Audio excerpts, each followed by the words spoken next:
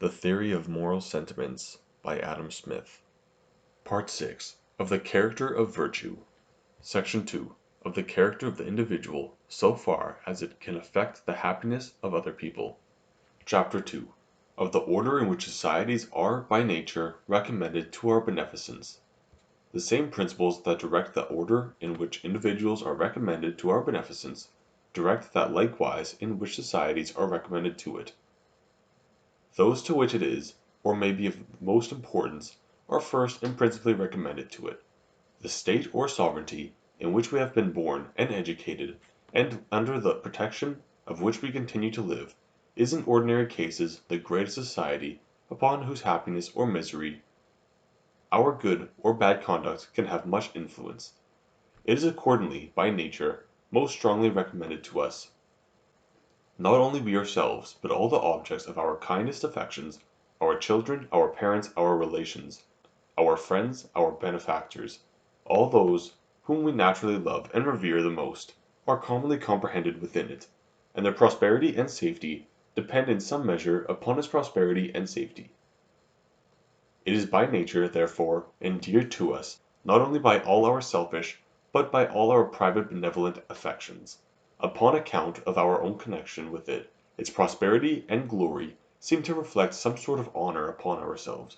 When we compare it with other societies of the same kind, we are proud of its superiority, and mortified in some degree, if it appears in any respect below them. All the illustrious characters which it has produced in former times, for against those of our time envy may sometimes prejudice us a little. Its warriors, its statesmen, its poets, its philosophers, and men of letters of all kind, we are disposed to view with the most partial admiration, and to rank them, sometimes most unjustly, above those of all other nations. The patriot who lays down his life for the safety, or even for the vain glory, of this society, appears to act with the most exact propriety. He appears to view himself in the light in which the impartial spectator naturally and necessarily views him, as but one of the multitude, in the eye of that equitable judge, of no more consequence than any other in it, but bound at all times to sacrifice and devote himself to the safety, to the service, and even to the glory of the greater number. But though this sacrifice appears to be perfectly just and proper, we know how difficult it is to make it, and how few people are capable of making it. His conduct, therefore, excites not only our entire approbation, but our highest wonder and admiration, and seems to merit all the applause which can be due to the most heroic virtue. The traitor, on the contrary, who, in some peculiar situation, fancies he can promote his own little interest by betraying to the public enemy that of his native country, who, regardless of the judgment of the man within the breast, prefers himself, in this respect, so shamefully and so basely, to all those with whom he has any connection, appears to be of all villains the most detestable. The love of our own nation often disposes us to view, with the most malignant jealousy and envy, the prosperity and aggrandizement of any other neighboring nation. Independent and neighboring nations have no common superior to decide their disputes. All live in continual dread and suspicion of one another. Each sovereign, expecting little justice from his neighbors, is disposed to treat them with as little as he expects from them. The regard for the laws of nations, or those rules which independent states profess or pretend to think themselves bound to observe in their dealings with one another, is often very little more than a mere pretense and profession. From the smallest interest, upon the slightest provocation, we see those rules every day, either evaded or directly violated without shame or remorse. Each nation foresees, or imagines it foresees, its own subjugation in the increasing power and aggrandizement of any of its neighbors, and the mean principle of the national prejudice is often founded upon the noble one of the love of our own country. The sentence with which the elder Cato is said to have concluded every speech which he made in the Senate, whatever might be the subject, "It is my opinion likewise that Carthage ought to be destroyed," was the natural expression of the savage patriotism of a strong but coarse mind, enraged almost to madness against a foreign nation from which his own had suffered so much.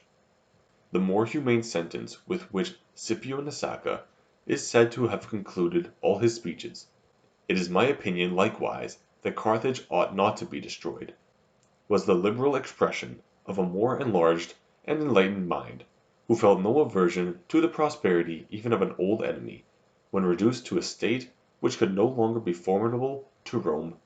France and England may each of them have some reason to dread the increase of the naval and military power of the other, but for either of them to envy the internal happiness and prosperity of the other, the cultivation of its lands, the advancement of its manufactures, the increase of its commerce, the security and number of its ports and harbors, its proficiency in all the liberal arts and sciences, is surely beneath the dignity of two such great nations.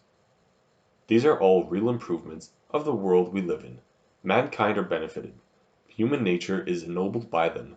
In such improvements each nation ought, not only to endeavor itself to excel, but from the love of mankind to promote instead of obstructing the excellence of its neighbors. These are all proper objects of national emulation, not of national prejudice or envy. The love of our own country seems not to be derived from the love of mankind. The former sentiment is altogether independent of the latter, and seems sometimes even to dispose us to act inconsistently with it.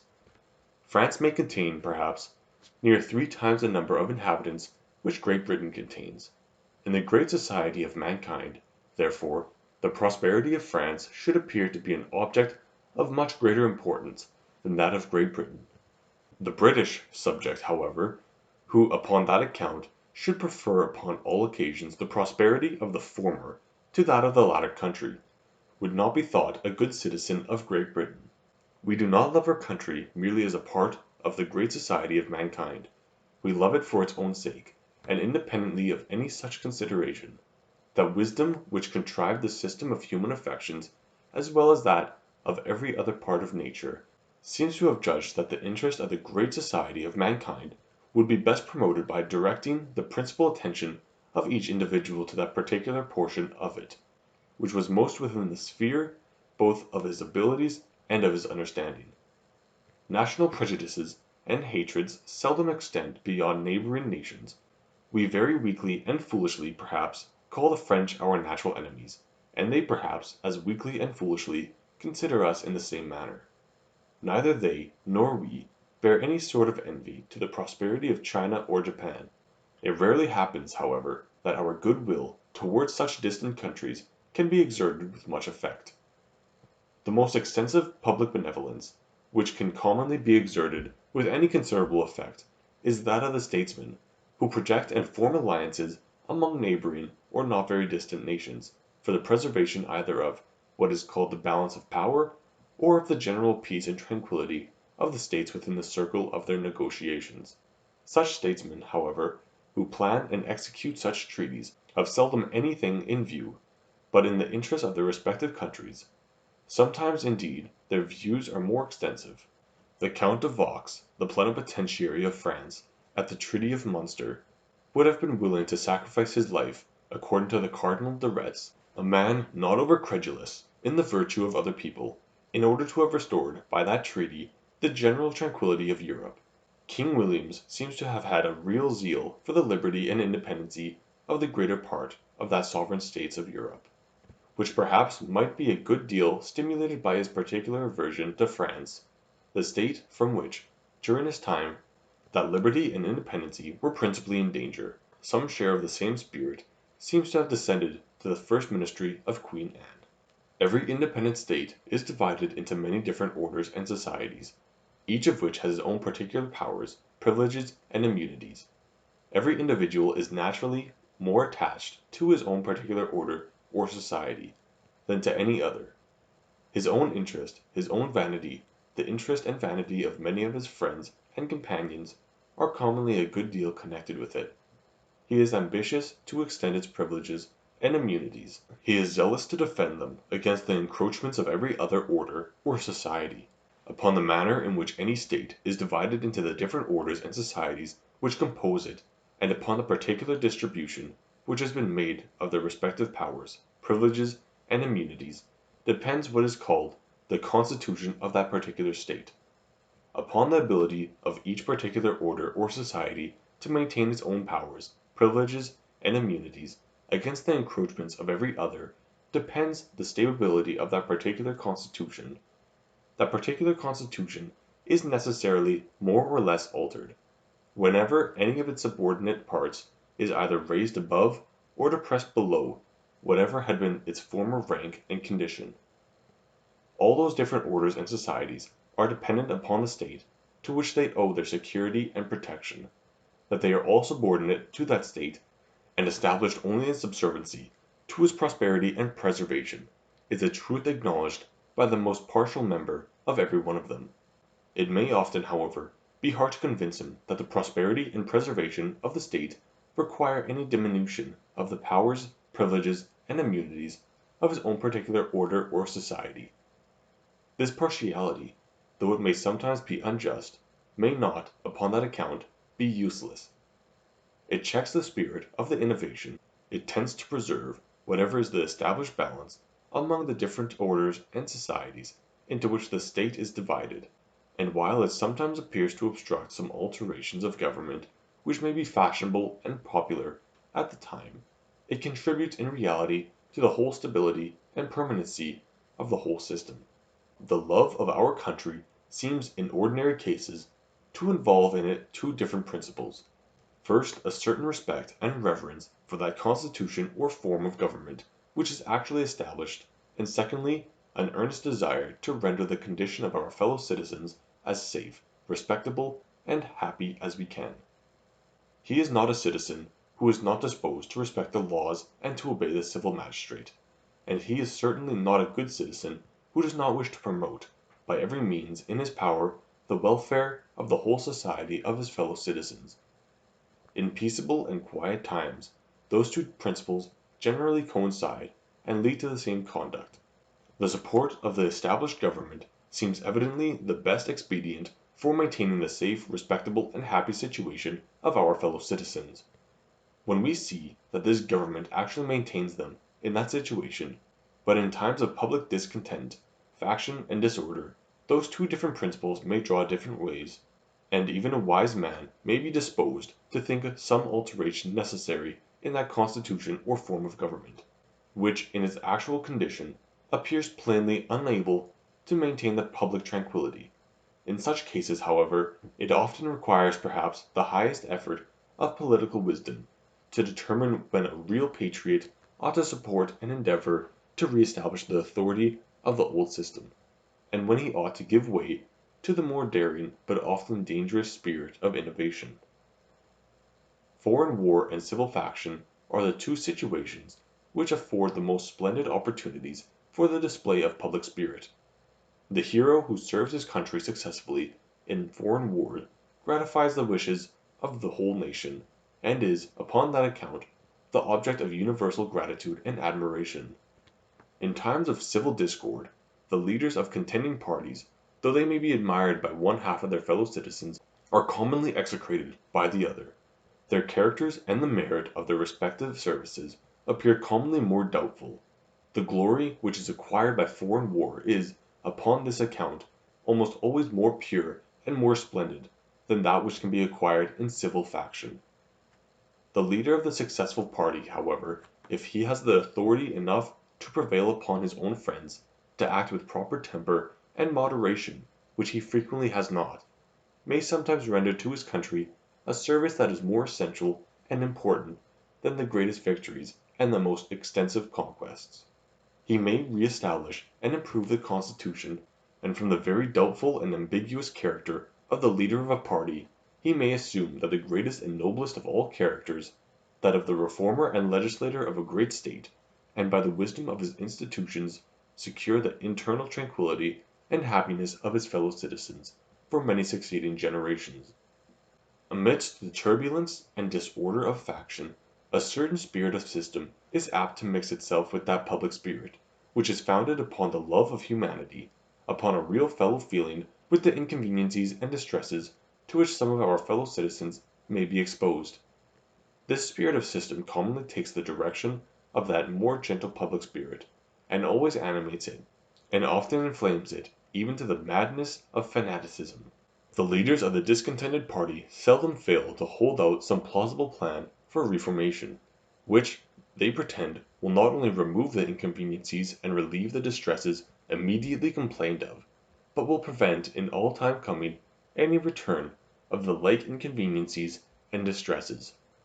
They often propose, upon this account, to new model the Constitution, and to alter in some of its most essential parts that system of government under which the subjects of a great empire have enjoyed, perhaps peace, security, and even glory, during the course of several centuries together.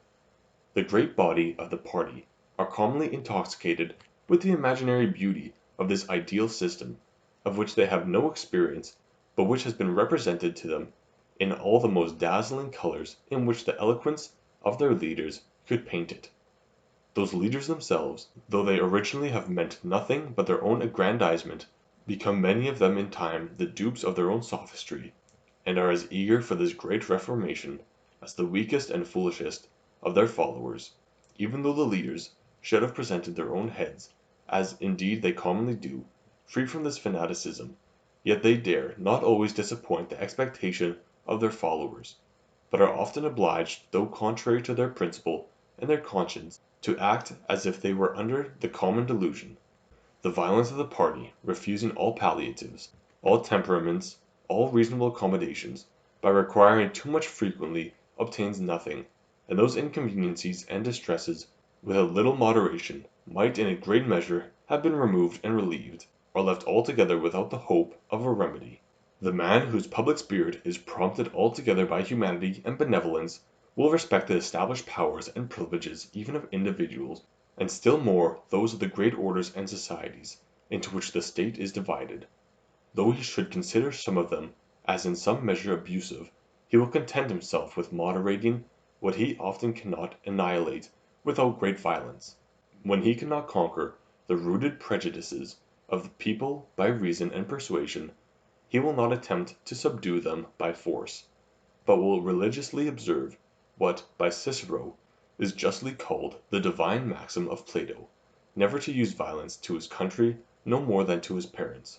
He will accommodate as well as he can his public arrangements to the confirmed habits and prejudices of the people, and will remedy as well as he can the inconveniencies which may flow from the want of those regulations which the people are averse to submit to. When he cannot establish the right, he will not disdain to ameliorate the wrong, but like Solon, when he cannot establish the best system of laws, he will endeavor to establish the best that the people can bear. The man of system, on the contrary, is apt to be very wise in his own conceit, and is often so enamored with the supposed beauty of his own ideal plan of government, that he cannot suffer the smallest deviation from any part of it.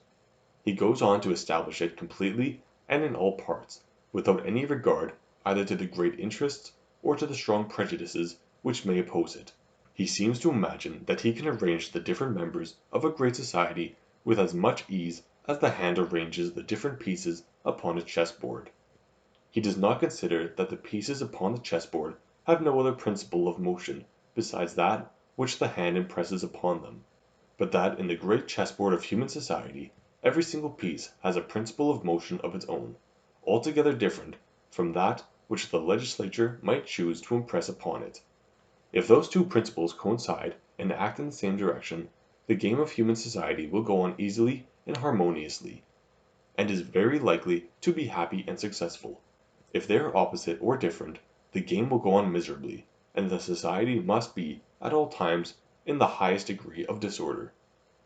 Some general and even systematical idea of the perfection of policy and law may no doubt be necessary for directing the views of the statesman, but to insist upon establishing and upon establishing all at once, and in spite of all opposition, everything which that idea may seem to require, must often be the highest degree of arrogance. It is to erect his own judgment into the supreme standard of right and wrong. It is to fancy himself the only wise and worthy man in the commonwealth, and that all his fellow citizens should accommodate themselves to him, and not he to them. It is upon this account that all political speculators, sovereign princes, are by far the most dangerous. This arrogance is perfectly familiar to them. They entertain no doubt of the immense superiority of their own judgment. When such imperial and royal reformers, therefore, condescend to contemplate the constitution of their country, which is committed to their government, they seldom see anything so wrong in it as the obstructions which it may sometimes oppose to the execution of their own will. They hold in contempt the divine maxim of Plato, and consider the state as made for themselves, not themselves for the state.